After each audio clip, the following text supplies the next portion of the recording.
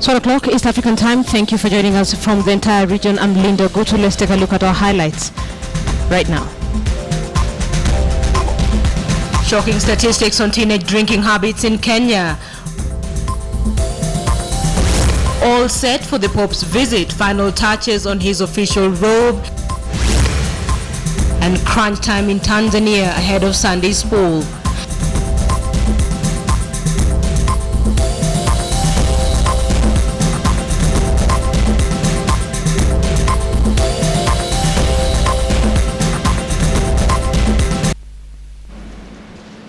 Welcome to the program. Kenya Breweries Limited, in partnership with researchers from Ipsos Synovate, have this morning released an impact assessment report following the launch of the Under 18 Asipere campaign. The forum, which brings together key stakeholders, among them bar owners, entertainers, and Restaurant Association of Kenya and behavioral psychologists, took stock of the initiative and developed a way forward on the necessary measures required to reduce alcohol-related harm among people below the age of 18 years. Our reporter Muremi Mwangi has the details. We actually noticed that the people who are not in the EABL list, 30% are aware of this Under 18 Asipere campaign. So it is actually a sign of, a win in the marketplace, whereby even the people who are not in your list have already heard about the Under 18 Asipere campaign. And they have seen it, of course, in clubs, hotels, and in pubs. T-shirts, the people who participated in the trainings is where they saw that. Then how to handle a situation when an Under 18 is in the club, and you need to create awareness to your staff and how to take them out of it. Then not to encourage young people to take alcohol, as they're not old enough. That is what they got from the curriculum that EABL had. I feel we are all responsible as a society. All of us, everybody, right from the lowest to the middle to the high to the highest, to see to it that we control our youth, we are with our youth, we are talking to them, and we are instilling into them the values that should make them live a responsible life. One of them being not over drinking. We actually have an internal mechanism to address all the issues that you're talking about, misuse of alcohol and responsible drinking. So some of the things that we abide by is that we must comply by all applicable rules and regulations in the country and on our own code. Code should show respect for those people who don't drink. So it's not a must that you drink, and we acknowledge that. And we should be able to support and ensure that everyone is supported. If you choose not to drink, then that's your right. Again, our products are only targeted to adults, and we put that clearly on all our advertisements. We put it on the bottles so that you're able to interact with that messaging.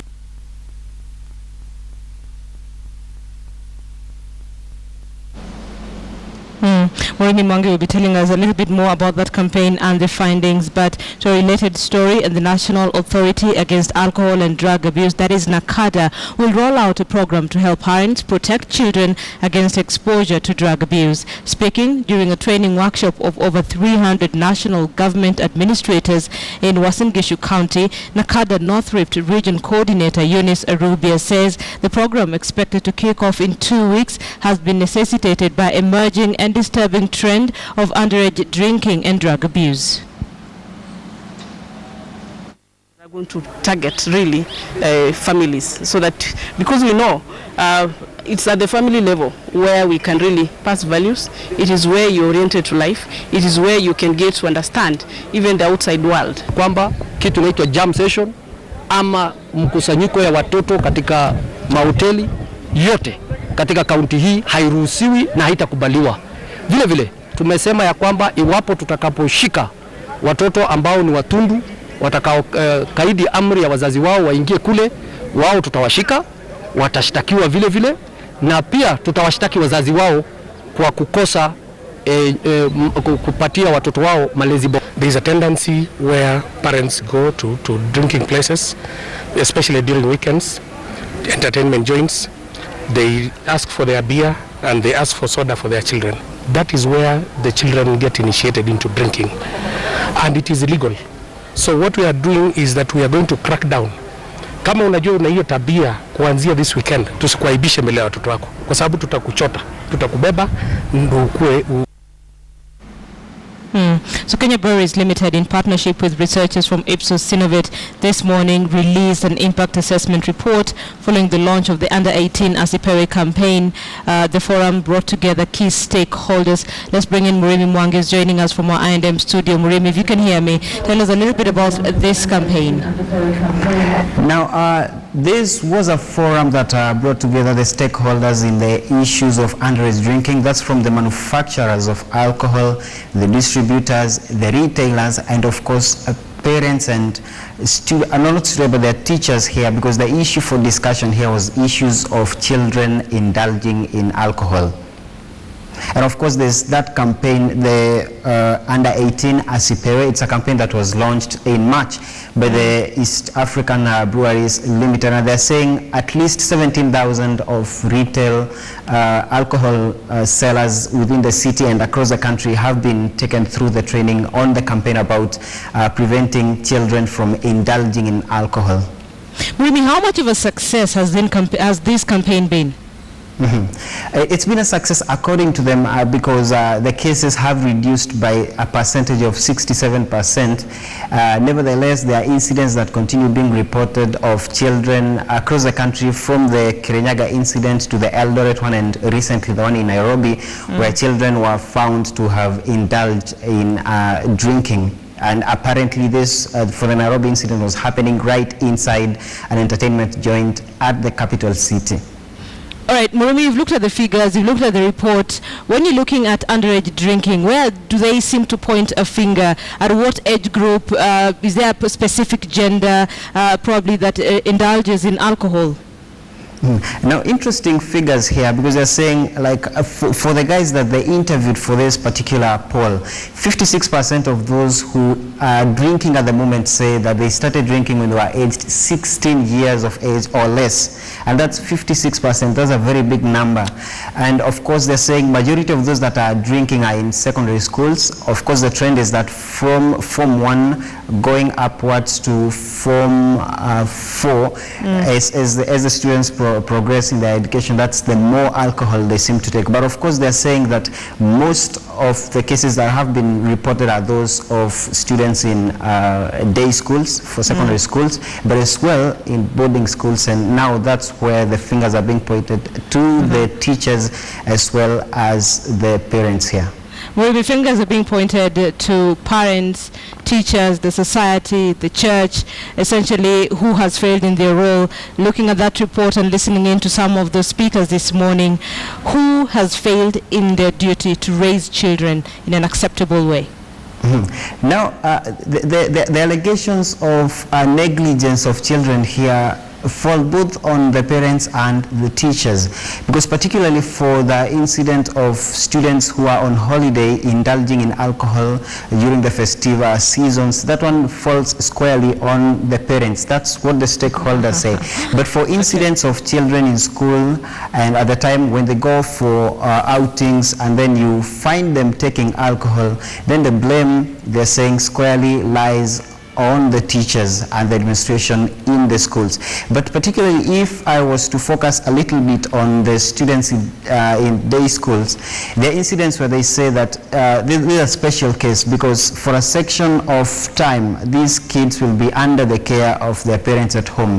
But as soon as they set off for school from their homes, then they are no longer under the keen watch of their parents. They can pop into an entertainment joint and at the same time indulge in alcohol. Same case applies as they leave the schools in the evening on their way home.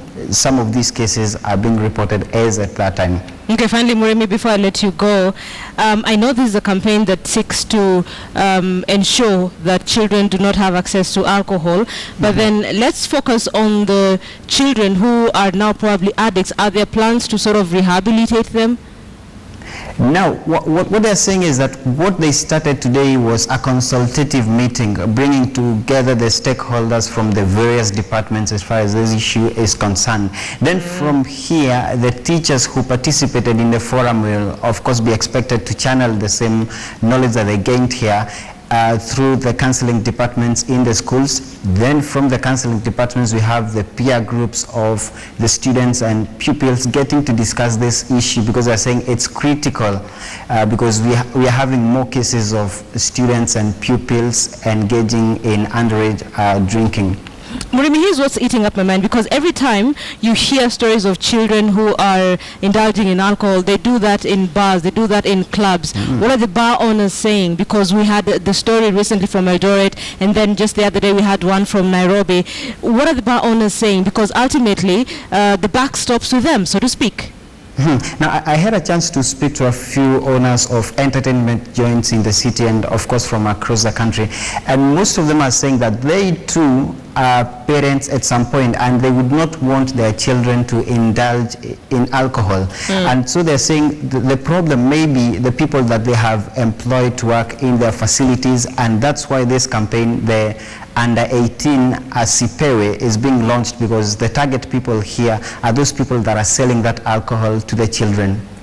Murimi Mwangi from our A&M studio, thank you so much speaking to us about that impact assessment report following the launch of the Under 18 Asipewe campaign that was released this morning. Murimi, thank you. Now, let's take you all the way to the coast, and police in Mombasa have arrested 2 terror suspects that include the younger brother of Lekman Khatib, who was gunned down last year by police in Mombasa. The suspects have already been arraigned in court and will face possible murder charges and being members of an unlawful organization. The 2 are suspected to have been involved in the murder of 2 police officers in Lamu.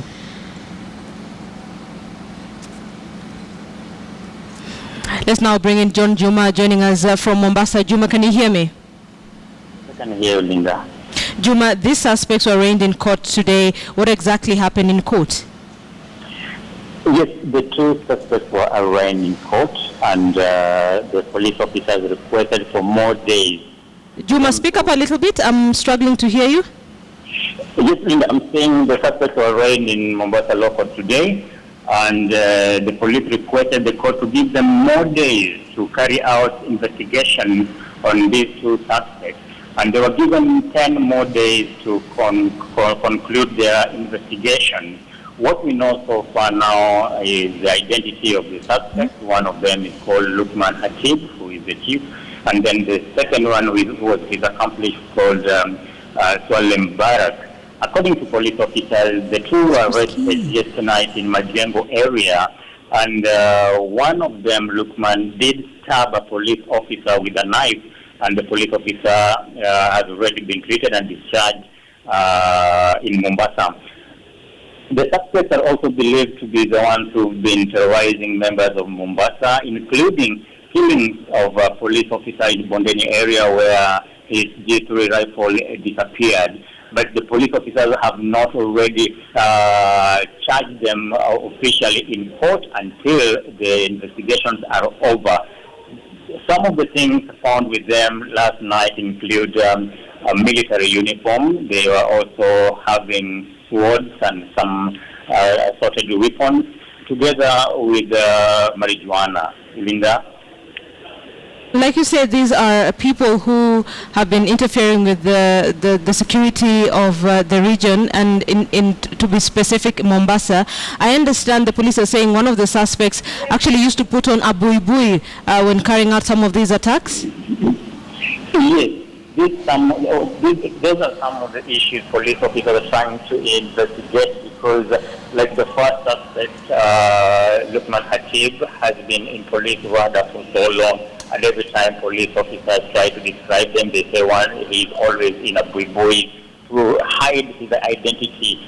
And now, even as we speak, we are still camping at the County Commissioner's office, Nelson Marwa, to get more details about the suspect, whether he is the person they've been trailing for all this while, and what are some of the details we still don't know.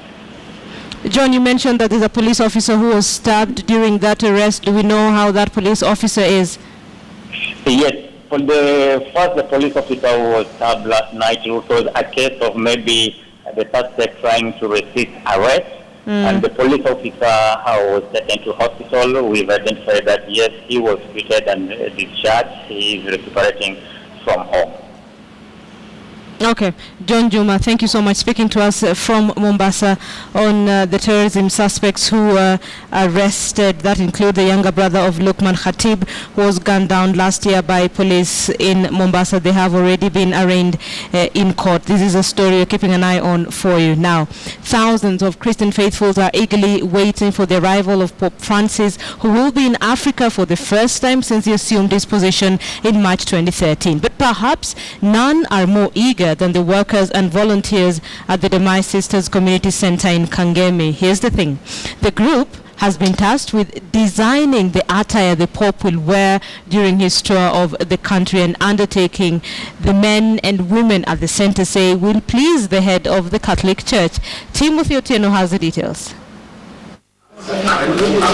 Volunteers at the Demise Center in Kangemi are busy at work. Their task, coming up with the best design for the attire Pope Francis will adorn once he lands in Kenya for a 3-day visit. The men and women here are not taking any chances. In their quest to attain perfection for an attire meant for the man of God, the devil is in the details. We feel honored, but with a bit of excitement, of course, because it is not unusual things. Sister Ida has been serving here for a while, and she hopes the design will meet the expectations of a man who chose to visit Kenya first in his maiden tour of Africa that will see the Pope visit Uganda as well as the Central African Republic. It's a sentiment shared by many here. Personally, I'm very happy to see that I'm the one who is supervising that work. We are the ones who are selecting the designs, choosing the best designs for him. So I'm very happy for that, to have that chance and to be in the project, being the supervisor at that time. The Pontiff will be in Kenya from November the 25th to the 27th and will tour the Kangemi slum, home to some 100,000 people, including 20,000 who belong to the local Catholic parish. The workers here hope while on those visits he will adorn their special-made garments. Timothy Otieno, KTN News. A very happy lot there. The National Assembly's Constitutional Implementation Oversight Committee this morning met to look into possibilities of extending the term of the Charles Nyachai-led Constitution Implementation Committee, that is CIC, Commission rather, that is CIC. Well, this is to enable CIC oversee full implementation of the Constitution, particularly for pieces of legislation that were extended beyond their constitutional deadline. Let's now bring in our senior parliamentary affairs reporter, Patrick Amimo. Patrick, can you hear me? Thank you. I can hear you, Linda. Great, Patrick. What sort of discussions were held this morning?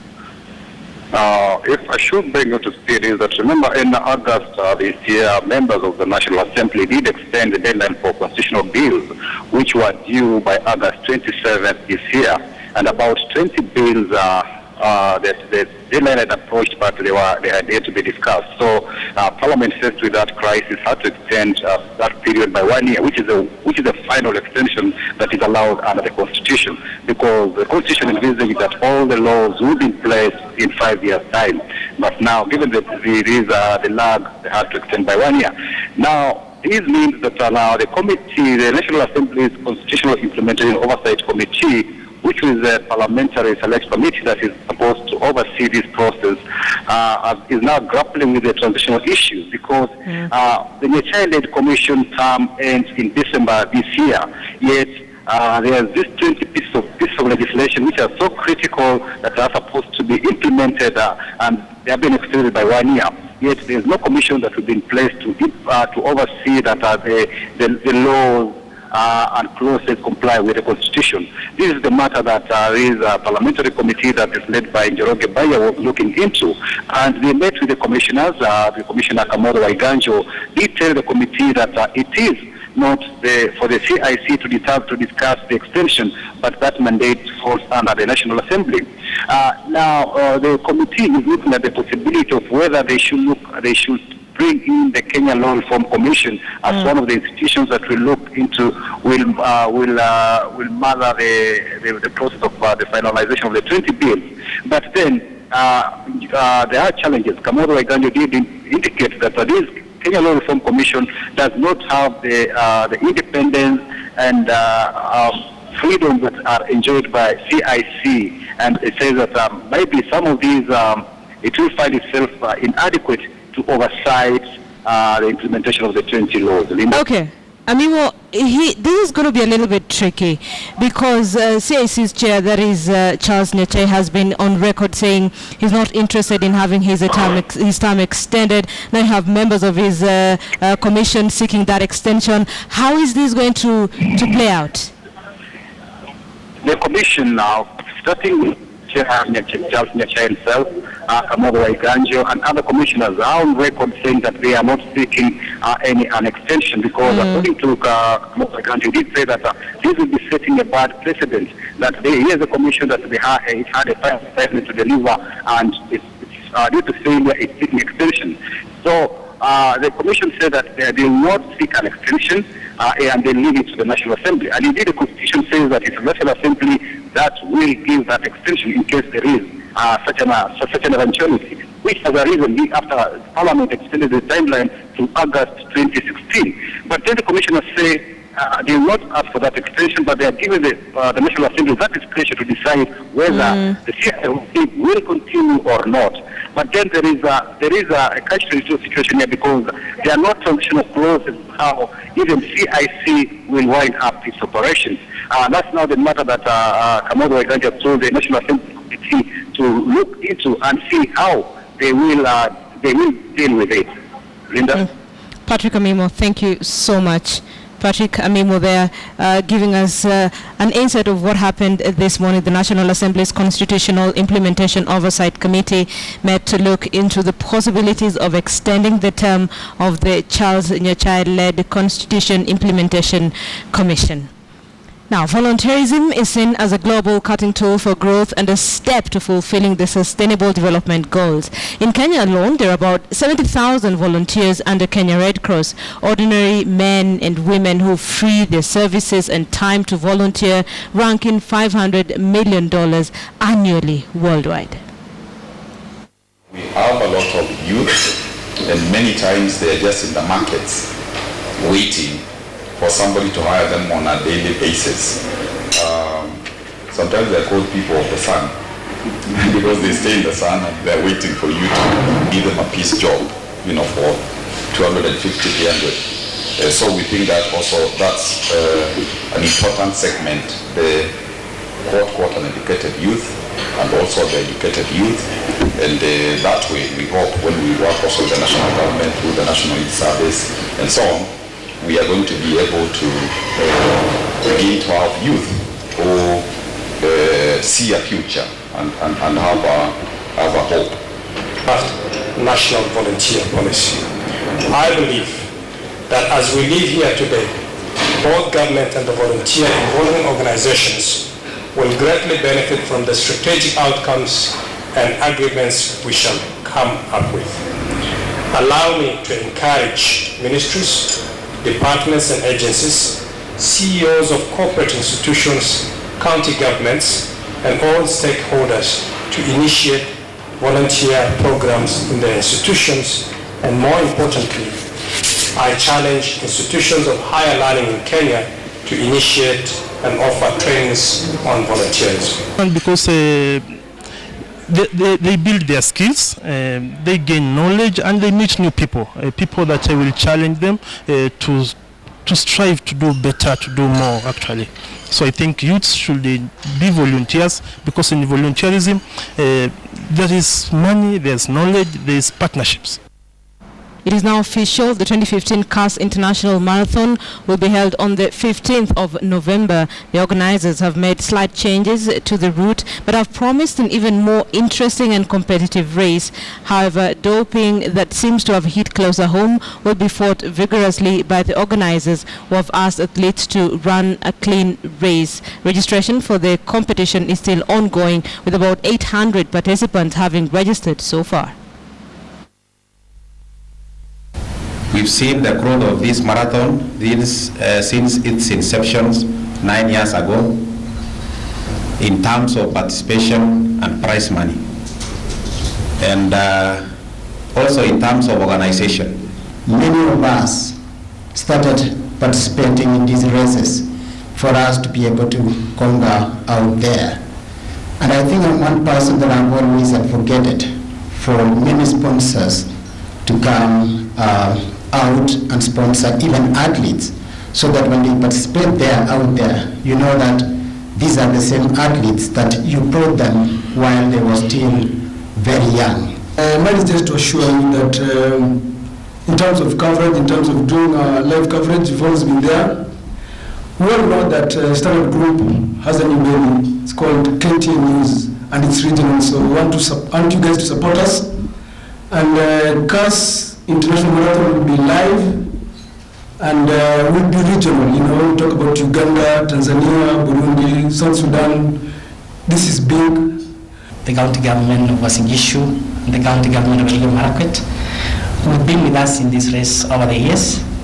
And we're happy that when the devolved government came in, they also came in to keep support and other logistics that we require on the ground. I must appreciate all athletes, including Bunke and others, who have done service to this great nation. And I think all of us need to question ourselves and say, what have we done to enhance the visibility of the brand, the Kenya nation? It requires a lot of planning, resources, and people sacrificing themselves, and make sure that you get those good photos and be able to experience that live experience. So I want to congratulate also Standard Media for taking time being our partners and understanding us.